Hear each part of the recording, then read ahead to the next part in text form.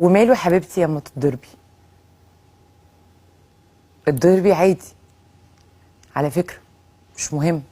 بيضربك ما تتضربي. حتى ضرب الحبيب زي اكل الزبيب.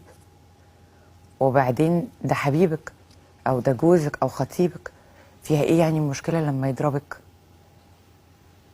عادي اتضربي. وبعدين الضرب ما بيعملش حاجة، مش هيحصل موضوع، مش هيحصل حاجة.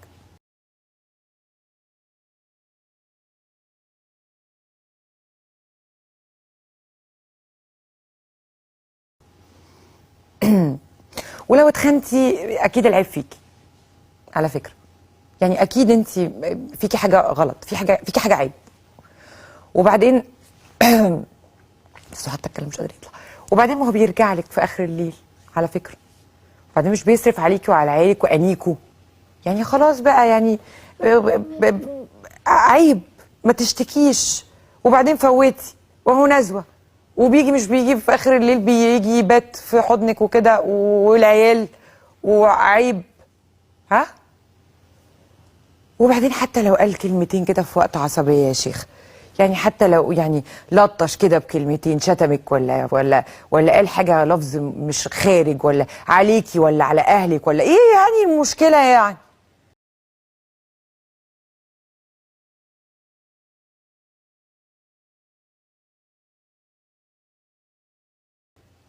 غيرت يعني في البخاري يعني؟ ما تعدي كده وخليكي ست عاقلة كده ولطيفة وخفيفة كده وفرفوشة. وبعدين ما انت اللي بتستفزيه، مش انت اللي بتستفزيه. الله الراجل يعمل ايه؟ ما هو طلع عن شعوره. ما هو من الصبح لحد بالليل ماشي داير في الشوارع طول النهار عشان يجيب لكم لقمة العيش. ايه يعني لما لطشك كده ولا قال لك كلمتين؟ ها؟ ايه المشكلة يعني؟ هو ده الكلام اللي هم عايزيني بعض من الرجال اطلع اقوله. الله يرحم امهاتنا اللي صبروا وخلوا البيوت متعمره كده واستحملوا ابهاتنا. طلعي بتقولي ايه انت دلوقتي؟ طلعي قولي لهم ضرب الحبيب زي اكل الزبيب. طلعي قولي لهم انه لو واحده خانتها تبقى نزوه وخلصت. لو اداها كلمتين ولا قلمين ما الراجل طلعان عينه يعني طول النهار في الشارع، يعني حرام يعني. بس الكلام وقف. طيب شكرا. شكرا. شكرا يا استاذ علاء. لا لا، ضرب الحبيب مش زي اكل الزبيب خالص.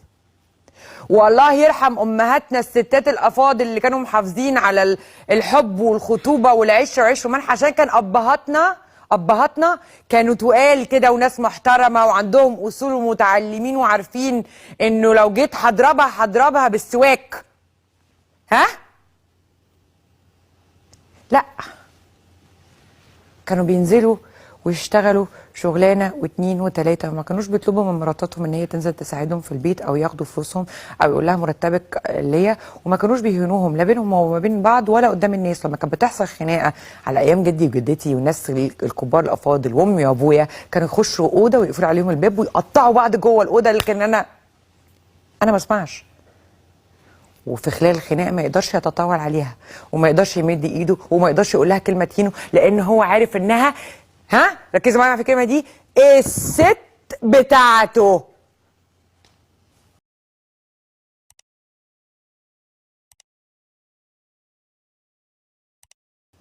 مش المدام، ام العيال، ام محمد، على اساس ان اسمها ده شبهه لا سمح الله. يا يوسف، شهادة الميلاد هي اسمها يوسف، انت اسمك يوسف في شهادة الميلاد. معلش يا يوسف ما تزعليش يا حبيبتي، ما تضحكوش. انا مش هطلع اقول كده. يتقطع ايد اللي يمد ايده عليكي. حسبي الله ونعم الوكيل في كل واحد ممكن يهينك او يضايقك او يزعلك. حسابه عند ربنا اللي بيخونك وفاكر ان هو كده راجل، انا بطل، انا بعمل اللي انا عايزه، انا ما اقدرش افتح بقها بالقلم على طول. وهفضل اقول لك طول الوقت مهما كانت الظروف، مهما كانت العيشة ومهما كانت الحياة ومهما كانت الضائقة المادية، حبيبي هو موجود. ربنا كريم، تقدري تقولي له وتشكي له كل اللي انت عايزاه وتطلبي منه كل اللي انت عايزاه. ما تطلبوش من ربنا اللي انتوا عايزينه بس، لان ربنا قادر. اطلبوا من ربنا اي حاجة تيجي على بالكم، حتى لو $1,000,000. الدعوة ما بتقفش عند 4 حيطان وسقف.